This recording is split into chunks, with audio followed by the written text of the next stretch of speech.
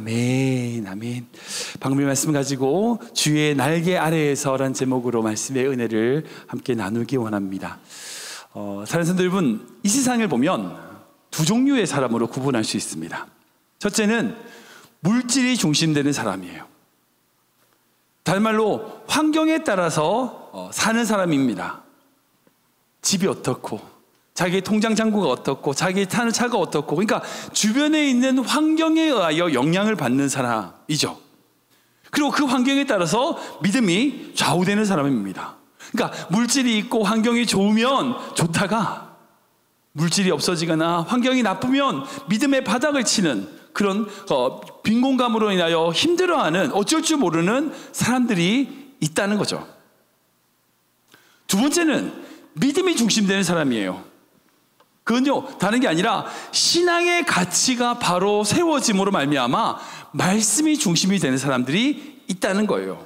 이런 사람은요, 환경에 따라서 움직이는 사람이 아니에요. 환경에 따라서 움직이지 않아요.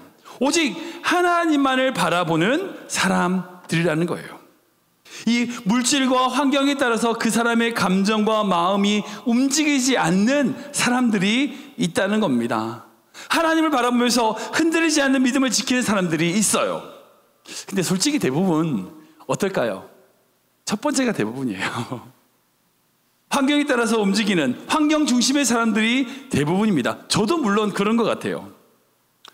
어려움이 없을 때 그냥 좋고 편할 때는 문제 없다가 문제가 터지면 불안하고 두려워하고 환경에 따라서 어쩔 줄 모르는 그 환경에 영향을 받는 사람, 저뿐 아니라 여러분들 마찬가지일 겁니다. 다 마찬가지일 거예요.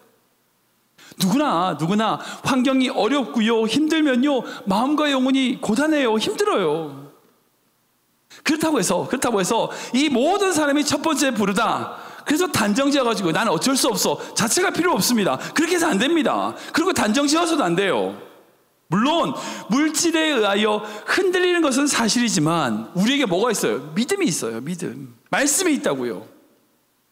중요한 것은 지금 내가 비록 말씀에, 환경에 따라서 영향을 받고 힘들고 어려운 그런 상황에 있다 할지라도 우리가 가야 될 방향은 첫 번째 사람이 아니라 어떤 사람이라고요? 두 번째 사람이라고요. 환경이 아닌 말씀의 중심, 믿음의 중심되는 사람이 되어야 된다는 거예요. 성도님들 생각하실 때 우리가 계속 이제 사무엘상 말씀 가지고 다윗에 대하여 말씀을 나누잖아요. 그 다윗에 대하여 조금 말씀을 나누고 있는데 다윗은 어떤 사람인 것 같으세요? 여러분들 생각할 때 다윗은 첫 번째 부류 같으세요? 아니면 두 번째 부류? 그러니까 환경에 따라서 요동하는 사람 같으세요? 아니면 믿음에 따라서 움직이는 사람 같으세요? 여러분들 생각 어떠십니까? 저는 다윗도 역시 저희와 똑같이 첫 번째 사람이라고, 첫 번째 부류라고 생각이 들어요. 제가 두 번째 부류라고 말할 줄 아셨죠? 다윗도 똑같이 우리와 똑같은 사람이에요. 똑같이 우리처럼 환경에 따라서 흔들리는 사람입니다. 근데 그 환경에 머물러 있는 것이 아니라 그 두 번째로 나아가기 위하여 몸부림치는 사람이에요. 그게 다윗이에요. 그것이 바로 그 증거가 바로 오늘 시편 57편 말씀입니다. 지금 이제 우리가 말씀을 구역 모임을 잠깐 쉬는 방학 기간에 우리가 지금 나누고 있었던 사무엘상의 스토리에 나오는 시편을 가지고 말씀을 나누고 있어요. 이 시편 57편 또한 그 사무엘상 22장, 우리가 아직 나누진 않았지만 사무엘상 22장에 있는 내용의 말씀이에요. 제목이 이렇게 되어 있습니다. 같이 읽어볼까요? 같이 읽겠습니다. 시작. 다윗의 믹담시 영장으로 알다셋에 맞춘 노래. 다윗이 아둘람 굴에 있을 때에. 아멘. 이렇게 기록되어 있어요. 그러니까 우리가 아직 나누지 않았지만 사무엘상 산다자면 괜찮아요. 그냥 예배 드리죠. 예. 사무엘상 22장에 가면 아둘람 굴에 가서 다윗이 숨어서 피하고 있는 모습이 있어요. 자기를 죽이러 가는 그 사울왕을 피해서 아둘람 굴에 숨어 있을 때의 지은 시가 바로 오늘 읽은 시편 57편이라는 거예요. 우리가 계속해서 사무엘상 말씀을 살펴보고 있지만 다윗은요, 자기가 왕 되고 싶은 사람이 아니었어요. 그죠? 어느 날 아버지랑 양을 치고 있는데 사무엘을 찾아와서 기름 부었어요. 그리고 어쩌다 보니까 골리앗의 그 위기에 빠져 있을 때에 그 아버지의 심부름 갔다가 골리앗을 무찔렀어요. 그리고 장수가 됐어. 그리고 그 장수로서 역할을 감당했고 하나님이 주신 소명과 사명을 감당한 사람이었습니다. 그러니까 다윗은요, 어떤 자기의 영광이라든지 자기의 목적이라든지 이것을 위하여 산 게 아니라 매일매일 하나님과 동행하며 자기에게 주어진 소명, 그 사명에 대하여 최선을 다하고 살아왔던 사람이었어요. 그런데 그런 다윗에게 위기가 찾아왔어요. 바로 자신의 장인어른 그 사울 왕이 자기를 죽이려는 거예요. 그러니까 전쟁 영웅이었다가 한순간에 도망자가 되어버렸습니다. 여러분, 그 다윗의 마음이 어땠을까요? 지난주에는 그 다윗이 어땠어요? 밤에 몰래 도망가는 이야기를 제가 말씀 나눴죠. 3주 전에는 그 다윗이 아비멜렉 앞에서 그 블레셋에 가서 미친 채하고 근근히 살아난 이야기를 봤습니다. 여러분, 그렇게 도망다니고 있는 다윗의 마음이 어땠을까요? 이제는 더 이상 도망갈 데가 없어서 어디로 도망가냐? 아둘람 굴이라고 하는 굴 속에 들어가 숨어 있습니다. 지금 다윗은 너무나 마음이 무너져 있어요. 그래서 다윗은 이렇게 고백합니다. 4절 말씀 볼까요? 같이 읽겠습니다. 시작. 내 영혼이 사자들 가운데서 살며 내가 불사르는 자들 중에 누웠으니 곧 사람의 아들들 중이라. 그들의 이는 창과 화살이요 그들의 혀는 날카로운 칼 같도다. 아멘. 지금 자신을 공격하고 있는 그 사람들을 뭐라고 표현해요? 사자라고 표현해요. 사자들. 내 영혼이 사자들 가운데 있다는 거예요. 나를 불사르는 자 중에 내가 누워있다는 거예요. 완전히 자기가 정말 힘들고 어려운 환경에 있다는 겁니다. 주변을 보면 자기를 도와준 사람이 아무도 없고 자기를 잡아 죽이는 사람들밖에 안 보인다는 거예요. 득실득실하다는 거예요. 다윗이 지금 마음이 무너진 상태예요. 힘들어요. 근데 그 순간에, 그렇게 힘들고 어려운 그 순간에 다윗이 어떻게 고백하느냐? 7절 말씀 보겠습니다. 같이 읽겠습니다. 시작. 내 마음이 확정되었고 내 마음이 확정되었사오니 내가 노래하고 내가 찬송하리이다. 아멘. 이 귀한 고백을 하는 거예요. 다윗이 왜 이런 고백을 할까요? 다윗이 왜 이런 고백을, 내 마음이 확정되고 확정되었사오니 내가 노래하고 내가 찬송하리로다. 왜 이런 고백을 할까요? 그 이유는 한 가지입니다. 그렇게 찬송하지 못할 만큼 그의 마음에 어려움이 있다는 거예요. 혼란스럽다는 거예요. 두렵다는 거예요. 어쩔 줄 모르고 있다는 거예요. 자신의 마음이 무너져서 주체할 수 없다는 거예요. 그러니까 그 환경에, 그 사지에 무너질 수밖에 없는데 자신의 마음을 억지로라도 확정하여 하나님을 찬양하겠다고 고백하고 있다는 거예요. 즉 다윗은요, 믿음 안에서 살려고 몸부림치고 있는 거예요. 그게 제가 첫 번째 사람이지만 두 번째 사람이 되려고 노력한다는 게 바로 이 말씀인 거죠. 그런 환경에 있지만 그것에 함몰되지 않고 하나님을 바라보고 하나님을 찬양하기 위하여 몸부림치고 있는 다윗의 모습, 그 모습이 바로 오늘 시편의 모습이라는 거예요. 제가 오늘 설교 제목을 주의 날개 아래라고 정했습니다. 주의 날개 아래. 여러분, 방금 제가 제목을 얘기했잖아요. 지금 다윗이 어디에 있어요? 굴에 있습니다. 굴이 어떤 곳이죠? 한마디로 표현하면요, 인생의 밑바닥이라고 할 수 있어요. 사람이 굴에서 산다는 게 노숙자도 아니고 그게 말이 쉽지, 얼마나 힘들겠어요. 굴이라는 곳이 음침하고 어둡고 짐승들이든지 벌레들이든지, 여러분들 빛도 안 통하고, 그러니까 공기도 안 통하고 빛도 안 들어오고 먹을 거 마실 거 구하지도 못하고 화장실 문제도 해결 안 되고, 여러분 굴이라는 곳이 굉장히 불편한 곳이에요. 쉴 수 없는 갑갑한 곳입니다. 어려운 환경이에요. 근데 다윗이 그런 어려운 환경에 있으면서 이렇게 찬양하고 있어요. 1절 말씀 볼까요? 같이 읽습니다. 시작. 하나님이여 내게 은혜를 베푸소서. 내게 은혜를 베푸소서.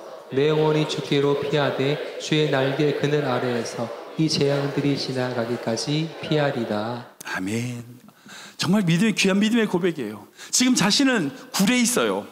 열악한 환경인 굴에 있어요. 근데 그 굴에서 그 장소를 뭐라고 표현해요? 주님의 날개 그늘 아래라고 고백하고 있어요. 정말 비참한 그 굴에 있으면서 그 굴이라는 장소가 바로 하나님의 날개 아래라는 거예요. 여러분, 이게 다윗의 믿음이에요.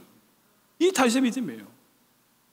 저에게 모든 성도님들이 이 다윗의 믿음 같은 그런 믿음의 성도 되시길 축원합니다. 비록 여러분들이 처해 있는 환경이 한다 할지라도, 녹록하지 않고 힘들고 어렵다 할지라도요, 그 환경에 함몰되는 것이 아니라 그 속에서 하나님을 바라보고 하나님을 찬양하고 하나님을 예배하는 다윗처럼 그곳이 바로 하나님의 날개 아래임을 고백하는 그런 믿음의 손 되시길 축원합니다.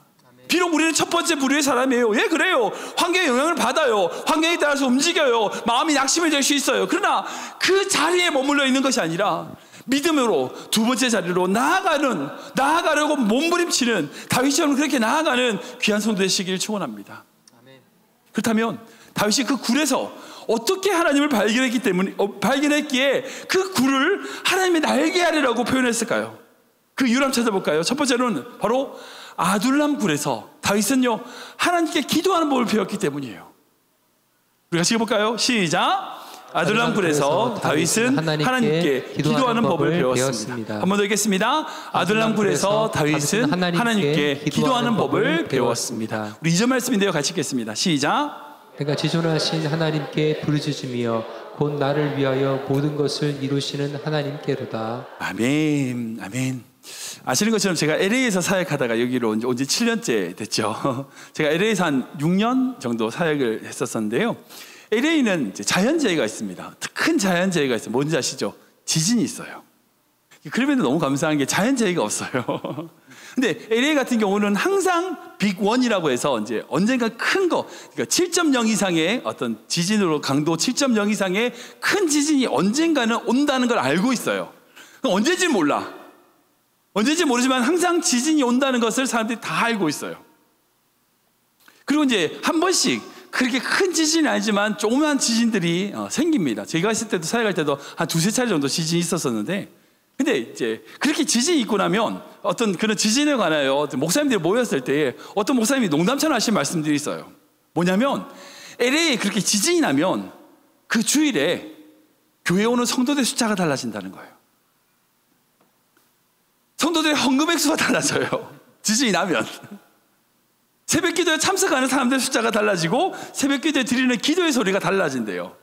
그래서 그 목사님이 농담처럼, 재밌게 농담처럼, 하나님께서 가끔씩 한 번씩 살짝, 너무 세게 말고 살짝 흔들어 주시면 교회가 참 좋을 것 같다고, 전도도 잘 되고 그럴 것 같다고 농담처럼 하신 말씀이 있어요. 왜 그럴까요? 왜 그런 일이 생길까요? 이유는 한 가지입니다. 지진으로 말미암아 마음이 불안한 거죠. 그 불안 때문에 어떻게 해요? 기도하게 되는 거예요. 1970년대 한국의 교회는요, 불같이 일어났어요. 왜 그랬을까요? 그때 너무 힘들었거든요. 경제적으로나 여러 가지 환경적으로 정말 한국 사람들이 가서 자기의 마음을 쏟아놓을 곳이 교회밖에 없었어요. 그래서 기도원들마다 사람들이 모여 터졌었어요. 오산리 기도원이든지 무슨 그 강남 근식 기도원이든지 여러 기도원들마다 사람들이 가득가득해서 하나님께 부르짖었어요. 여러분 IMF 터졌던 1998년도 여러분 어땠는지 아세요? 기도원들마다 사람이 꽉 찼어요. 부르짖는 기도가 끊이지 않았습니다. 수많은 성도들이 하나님께 나와서 예배하고 기도하고 부르짖었어요. 근데 어려운 시기 다 지나고 그러나 지금 한국교회는 어떤지 아세요? 기도원들이 문을 닫는데요. 왜? 성도들이 기도하러 안 와. 기도하러 안 와요. 기도가 식어버렸어요. 그렇게 열정이 있던 기도하던 그 한국교회가 기도의 열정을 잃어버렸어요. 사실 여러분, 동굴에 들어가 봐야 간절한 기도가 나와요. 자기가 편한 위치, 평탄한 따뜻한 잠자리, 왕궁 같은 곳, 여러분 그곳에는요 절대 그 동굴에서 들을 수 있는 기도가 안 나와요. 제가 장담할게요. 동굴 들어가 보세요. 그럼 그곳에 진짜 여러분들의 마음에 온전하게 내어놓는 간절한 기도가 그때 나올 수 있어요. 다윗이 지금 굴에 있으면서 그곳에서 하나님을 향하여 부르짖고 있습니다. 간절한 기도를 드리고 있어요.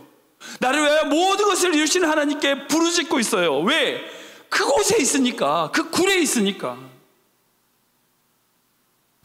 우리 교회에서 지난주부터 이제 목요 기도 모임을 시작했습니다. 원래 수요일이었는데 이걸 이제 목요일로 바꾸고 다른 분들 참여하면서 이제 기도 모임을 시작을 했습니다. 저는 그 모임이 너무나 중요하다고 생각해요. 여러분, 기도가 살아야 교회가 사는 거예요. 이거 아멘 하셔야 돼요. 기도가 살아야 교회가 살아요. 기도가 살아야 여러분의 가정이 사는 거예요. 기도가 살아야 여러분의 자녀가 살아요. 진짜 중요한 건 여러분의 기도는 어떤 기도예요? 그냥 편하니까 그냥 그치 하나님 주세요. 마치 무슨 매일 드리는 식사 기도처럼 왜 그런 기도만 드리고 있습니까? 정말 여러분들의 마음을 다 쏟아놓는 간절한 기도가 여러분들이 정말 있나요? 혹시 그런 기도가 없다면 때로는 하나님이 여러분들 일부러라도 굴에 집어넣으실 때가 있어요. 왜? 그 기도를 가르치려고. 여러분 그렇게 들어가지 말고 그냥 기도를 배우세요. 기도하러 오세요. 간절한 기도를 주님께 부르짖으세요. 그게 여러분들이 사는 길이에요. 사는 길이에요. 여러분들이 살고요, 여러분들의 자녀가 살고요, 교회가 사는 길이에요. 또한 다윗은요, 그 아둘람 굴에서 하나님의 인자와 영광을 보았다는 거예요. 우리가 지어볼까요? 시작. 아둘람 굴에서 다윗은 하나님의 인자와 영광을 보았습니다. 한 번 더 읽겠습니다. 아둘람 굴에서 다윗은 하나님의 인자와 영광을 보았습니다. 우리 10절 11절 말씀 같이 읽겠습니다. 시작. 무릇 주의 인자는 커서 하늘에 미치고 주의 진리는 궁창에 이르나이다. 하나님이여 주는 하늘 위에 높이 들리시며 주의 영광이 온 세계 위에 높아지기를 원하나이다. 아멘. 아멘.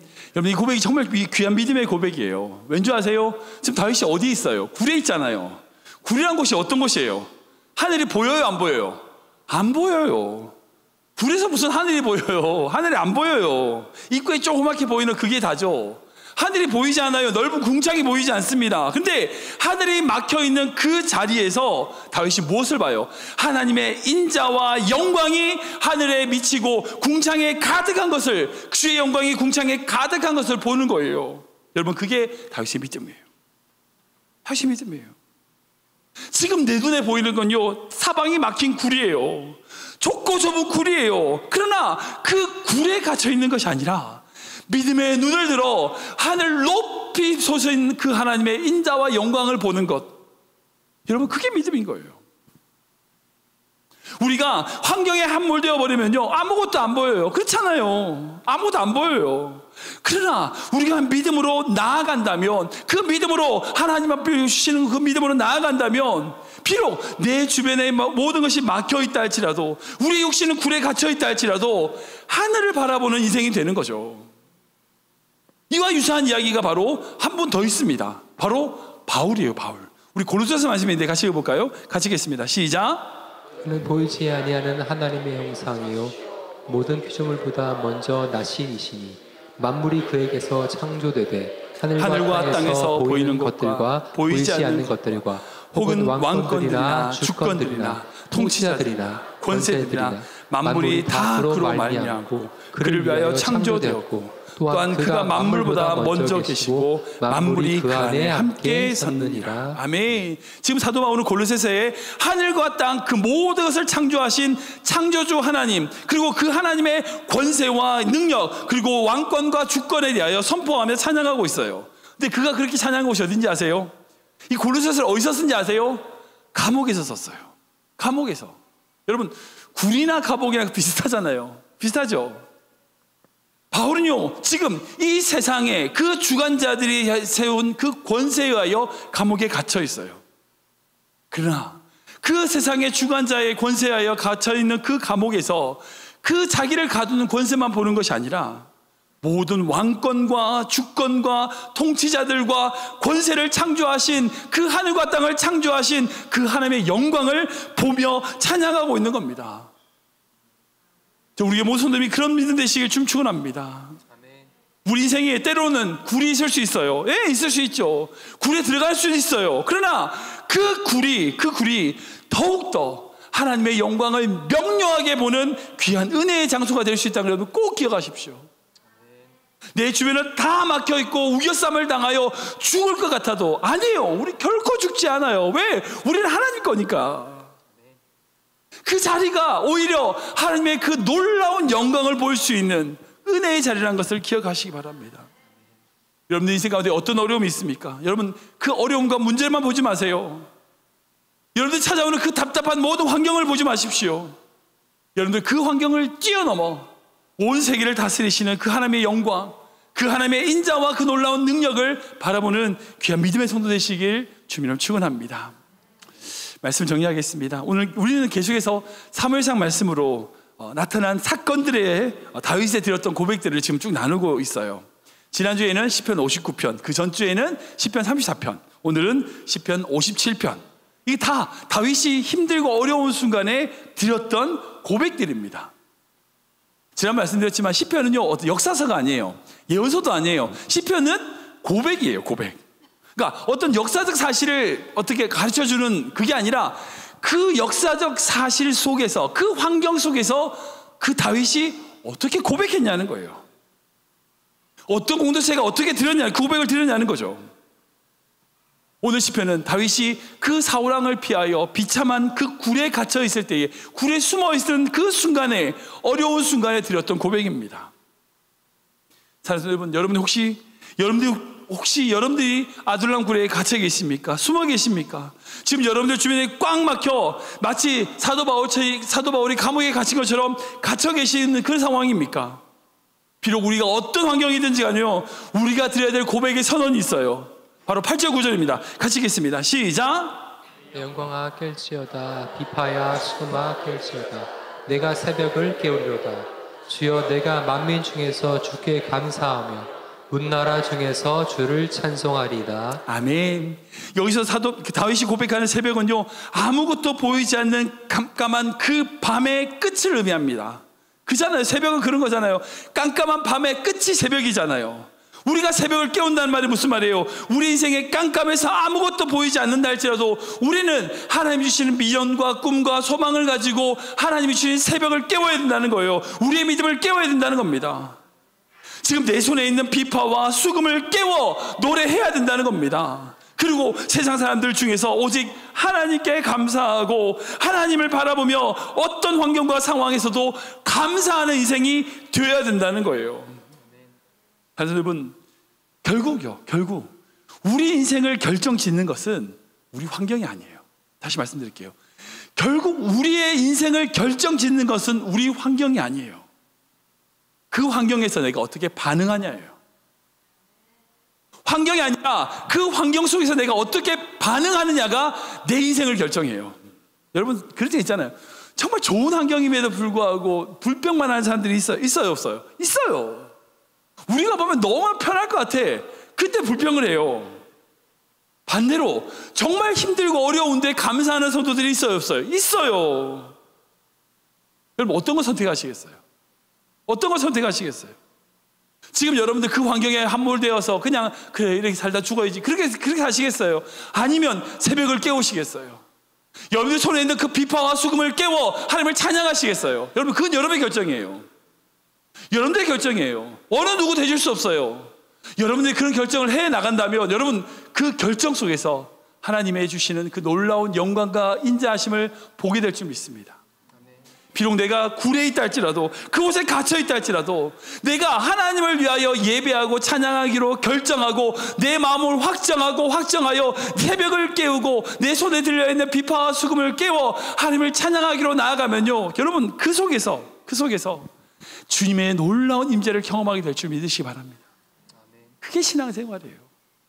여러분, 초대교회에 수많은 순교자들이 생겼어요. 왜 그래? 자기 생명을 그렇게 던졌어요. 왜 그래요? 도대체 왜 그렇게까지 했죠? 이유는 한 가지예요. 우리가 알지 못하는 그 놀라운 비밀과 은혜를 그들은 누렸기 때문이에요. 고작 자그마한 문제, 자그마한 고통, 자그마한 근심거리, 그걸 가지고 안달복달하며 어쩔 줄 모르는 그런 낮은 수준의 믿음이 아니라 어떤 환경에 따질지라도 주님을 찬양하기로 결정합니다. 내 마음을 확정하여 주님을 바라보겠습니다. 여러분, 그렇게 주님을 위하여 담대하게 선포하고 나아가는 귀한 믿음의 성도 되시길 주님으로 축원합니다.